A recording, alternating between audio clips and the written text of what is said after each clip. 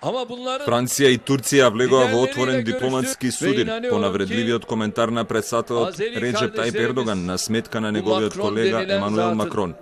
Официјален Париз го отповика својот амбасадор во Анкара на консултации, откако турскиот лидер оцени дека на францускиот председател му е неопходна проверка на неговото ментално здравје.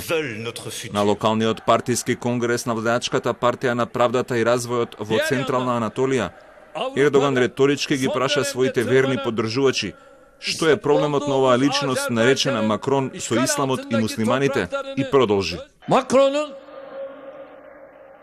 zihinsel noktada bir tedaviye ihtiyacı var.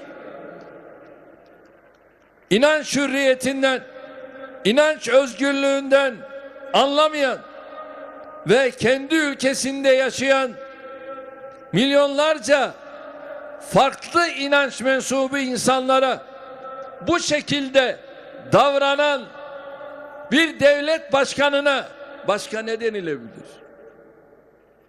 Öncelikle bir akli noktadan kontrol. По коментарите на Ердоган, од кабинетот на францускиот председател оценуваат дека таквото однесување е недозволиво и тој мора да ги промени своите постапки кои се оценуваат како опасни во секој поглед. Жестоката реакција на Ердоган инаку следува откако Макрон вети одбрана на секуларните вредности на Франција, откако еден учител беше убиен и обезглавен затоа што на учениците во своето одделение им покажал карикатура на пророкот Мухамед. Макрон го опиша исламот како религија во криза и објави планови за поостри закони за борба против тоа што тој го опиша како исламистички сепаратизам во Франција. Карикатурите и цртежите на Мухамед представуваат сериозна навреда за муслиманите, бидејќи исламската традиција експлицитно ги забранува сликите на пророкот и Аллах. Токму карикатурите на пророкот Мухамед објавени во магазинот Шарли Ебдо 2015 година беа повод за крвавиот исламистички напад во кој беа убиени 12 луѓе.